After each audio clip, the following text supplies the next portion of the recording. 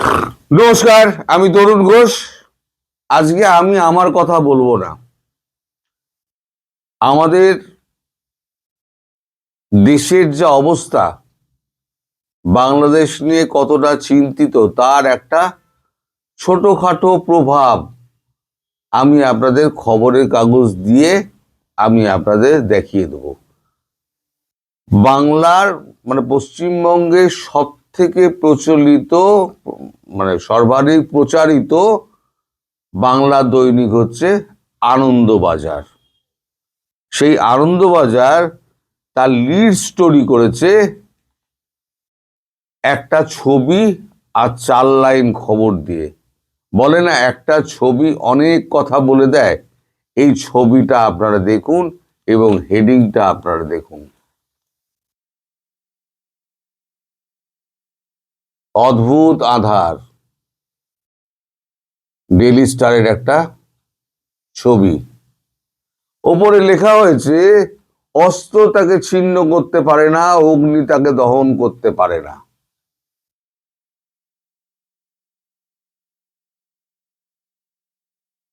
তার ডান দিকে লেখা হয়েছে, দেশের আগুনে দগ্ধ বাংলাদেশ।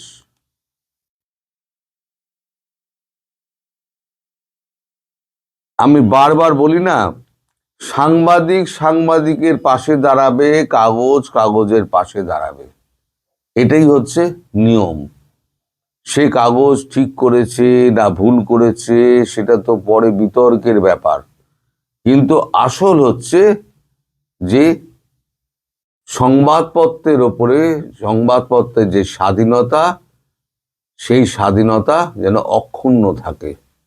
আমি বারবার সাংবাদিকের উপরে যখন হামলা হয়, সংবাদপত্রের উপরে যখন হামলা হয়, আমি যে বারবার চেঁচাই, তার কারণ হচ্ছে এইটা।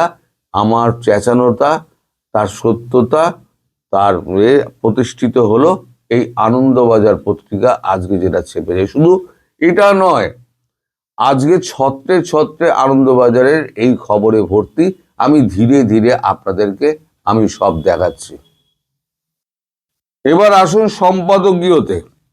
একটা কাগজের নীতি এবং মানুষের আবেগ প্রতিফলিত হয় সংবাদপত্রের যে সম্পাদকীয়। সেই সম্পাদকীয়তে লেখা হয়েছে ত্রাসের দেশ। দেখুন আনন্দবাজার পত্রিকা, ত্রাসের দেশ। তারিখটাও দেখে নিতে পারেন, আজকে 20 তারিখ, সেটাও দেখে নিতে পারেন। এই এটা আমি পড়ছি, এটা সকলের জানা দরকার যে ভারতবর্ষ কি ভাবছে। বাংলাদেশের ইতিহাসে অস্থির অশান্ত সময়ের উদাহরণ কম নয়, কিন্তু যে কোনো হিসেবে, যে কোনো মানদণ্ডেই একেবারে শীর্ষ জায়গা নেবে আজকের পরিস্থিতি। উগ্র ধর্মান্ধ হিংসায় একের পর এক দৃষ্টান্ত স্থাপিত হচ্ছে, সেখানে সঙ্গে পাল্লা দিয়ে চলছে চরম চরম ভারত বিদ্বেষের অন্ধতা। হিংসা বা অন্ধতা শব্দগুলি অনেক সময় আলগাভাবে ব্যবহৃত হয়ে থাকে, কিন্তু এক্ষেত্রে শব্দগুলি ধ্বনিতে ধ্বনিতে সত্য। যেভাবে ময়মনসিংহে এক হিন্দু তরুণকে ইসলাম ধর্ম অবমাননার অভিযোগে চূড়ান্ত শারীরিক নিগ্রহ ও নিধনের পর আগুনে পুড়িয়ে মারা হলো, সর্বসমক্ষে জনোল্লাসের আবহে তাকে তার তুল্য মানবিকতা অমানবিকতা এই উপমহাদেশে কে কতবারই বা দেখেছে। এভাবে সে দেশের 2 সংবাদ প্রতিষ্ঠান, প্রথম আলো ডেইলি স্টারের ওপর ও ঐতিহ্যবাহী সঙ্গীত প্রতিষ্ঠান ছায়ানটের ওপরে ভয়ঙ্কর হামলা, অগ্নিসংযোগ হলো। সংবাদপত্র অফিসে প্রাণ সংশয়ের মুখে পড়লেন কর্মীরা। দেশ বিদেশে তার ত্রাসের সঞ্চার জাগালো। ঢাকায় এবং অন্যত্র যেভাবে ভারতের মাথা কেটে নেওয়া স্লোগান তুলে হাজার হাজার মানুষ পথে নামলেন, ভারতীয় হাইকমিশন ডেপুটি হাইকমিশনার ঘেরাও করলেন, তার প্রেক্ষিতে অন্ধতা কথাটি আর অলংকারিক নয়, চরম দুর্ভাগ্য বলতে হবে যে উগ্র গোষ্ঠীগুলি বাধা সত্ত্বেও সে দেশে পরবর্তী জাতীয় নির্বাচন ঘোষিত হলো। তারপরেই বাংলাদেশ ভেসে গেল এক ফেনীর ঘোনা সংকটাবর্তে। এই অক্ষমনীয় ঘটনা বন্ধ করার জন্য দায়িত্বটি যার বা যাদের সেই অন্তর্বর্তীকালীন সরকার ও তার প্রধান মোহাম্মদ ইউনূস মোটের ওপর নিষ্ক্রিয়তা এবং নিষ্ক্রিয়তায় দেখে চলেছেন কোন অতলে ডুবতে পারে বাংলাদেশ। ইউনূসের রুটিন বার্তা দিয়েছেন যা প্রয়োজনের তুলনায় অনেক কম, অথচ সঠিক সময়ে সঠিক পদক্ষেপে এই মব হিংসা থামানো যেত।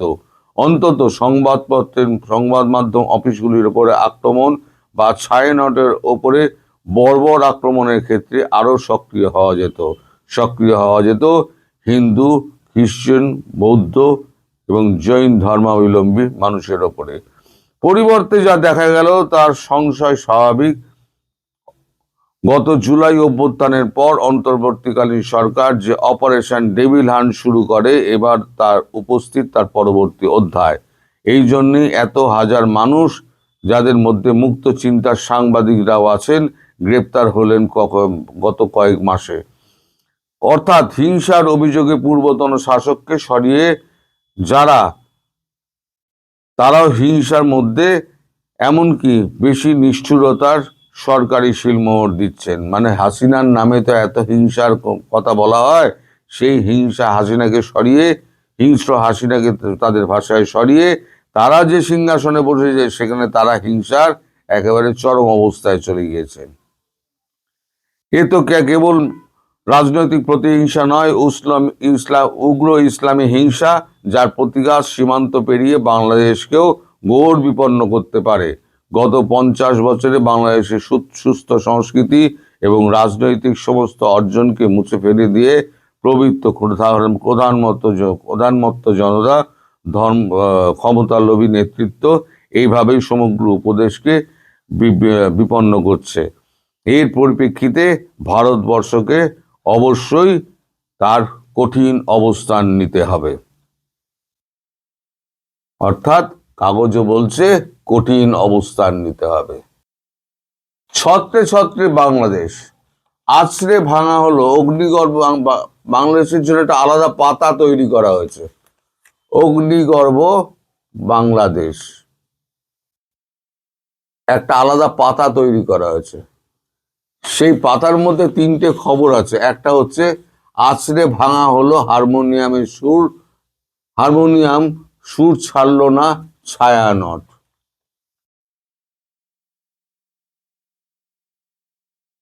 এইটা ডান দিকে করা হয়েছে নির্বাচনের আগে লক্ষ্য ভারত বিরোধী জিগির।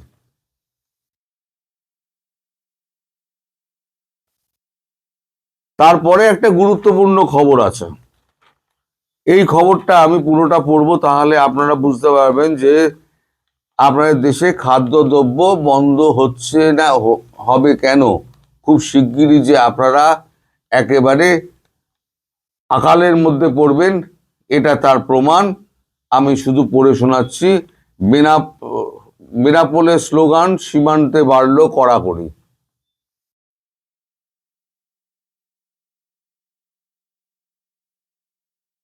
আমি খবরটা পড়ে শোনাচ্ছি।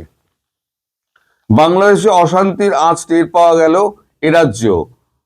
বৃহস্পতিবার রাতে বাংলাদেশ থেকে এ রাজ্যে ঢোকার চেষ্টা করে ভারতীয় ভূখণ্ড থেকে বাংলাদেশের চেষ্টা আটকেছে সীমান্তরক্ষী বাহিনী বিএসএফ। শুক্রবার উত্তর 24 পরগনা পেট্রাপোল লাগোয়া বাংলাদেশে বেনাপোলে ভারত বিরোধী স্লোগান দেয় সে দেশের কিছু লোক। পরিস্থিতি তেতে উঠলে হস্তক্ষেপ করে বাংলাদেশের পুলিশ। এই আবহে বাংলাদেশ সীমান্তে নজরদারিতে কড়াকড়ি করেছে বিএসএফ। বাংলাদেশের ইনকিলাব মঞ্চের নেতা শরীফ ওসমান হাদির মৃত্যু সংবাদ বৃহস্পতিবার রাতে ছড়াতেই গোলমাল শুরু হয়। সে রাতেই উত্তর 24 পরগনা বসিরহাটে ঘোজাডাঙ্গা সীমান্ত দিয়ে এদেশে ঢোকার চেষ্টা করেছিল 30 জন যুবক। বাধা দেওয়ায় তারা বিএসএফ এর দিকে ইট পাটকেল এবং হাসুয়া নিয়ে তেড়ে আসে। জওয়ানরা পাল্টা গুলি চালালে একজন আহত হয়। একসঙ্গে তাকে নিয়ে বাংলাদেশে ঢোকে। অন্যজন লাগোয়া গ্রামে, মানে আমাদের ভারতবর্ষের লাগোয়া গ্রামে ঢুকে পড়েছে, তার খোঁজ চলছে। বাংলাদেশের পরিস্থিতির কারণেই ওই 30 জন এদেশে ঢোকার চেষ্টা চালাচ্ছিল বলে প্রাথমিকভাবে অনুমান করা হচ্ছে। তবে তারা পাচারকারী কিনা তাও দেখা হচ্ছে। ওই রাতেই দক্ষিণ দিনাজপুরের গঙ্গারামপুরে কাটাবাড়ি সীমান্ত পেরিয়ে বাংলাদেশে ঢোকার সময় সাতজন বাংলাদেশি নাগরিক বিএসএফ এর হাতে আটক হন।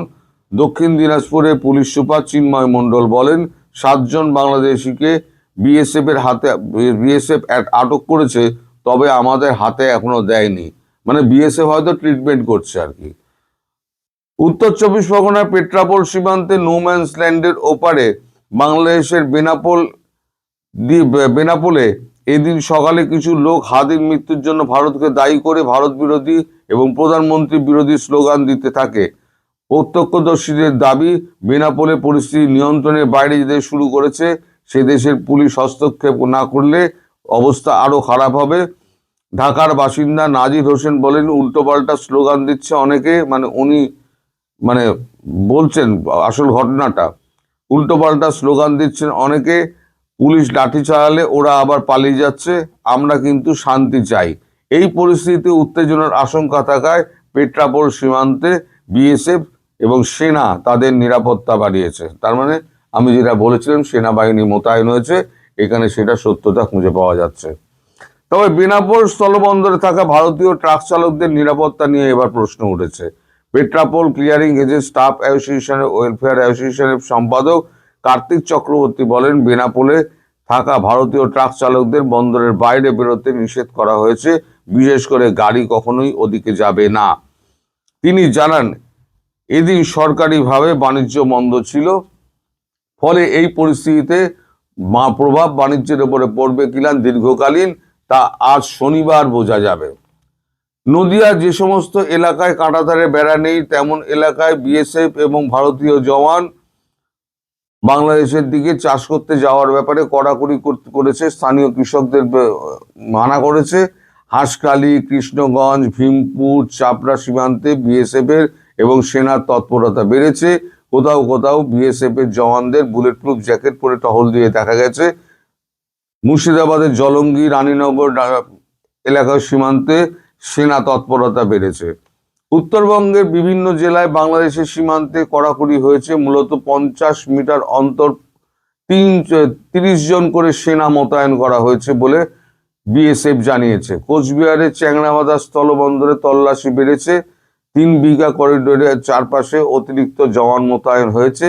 জলপাইগুড়ি, দক্ষিণ দিনাজপুর, মালদাহে উন্মুক্ত লাগোয়া গ্রামগুলিতে কারা আসছে, কতক্ষণ থাকছে, নজরদারি চলছে। বিএসএফ এর উত্তরবঙ্গের এক কর্তা বলেন, কড়াকড়ি ছিলই, এখন সীমান্ত লাগোয়া গ্রামগুলির পরিস্থিতির উপরে আরো নজরদারি বাড়ানো হয়েছে। এবার বলুন, এটা হচ্ছে কাগজের ভাষা। কাগজ যা বলেছে আমি তাই আপনাদের পড়ে শোনালাম। আজকে আমার কোনো কথা বললাম না। কাগজের কথা হচ্ছে সমাজের কথা এবং সরকারের কথা বলে কাগজ, আর সম্পাদকীয় যা লিখেছে সেটা হচ্ছে যেটা মূল স্তর থেকে উঠে এসছে কথাটা, সেটা সম্পাদকীয়র মাধ্যমে তুলে ধরা হয়। এবার আপনারা বলুন, সম্পাদকীয় যা লেখা হয়েছে, ভারতকে কঠোর অবস্থান নিতে হবে, ভারতকে কঠোর অবস্থানে নিতে হচ্ছে। এবং যারা বলছেন যে ভারত কিছু করবে না, তারা মূর্খের স্বর্গে বাস করছেন। আগামী দিনে দেখুন কি হতে পারে। সবাই ভালো থাকবেন, সুস্থ থাকবেন এবং সাবধানে থাকবেন। নমস্কার।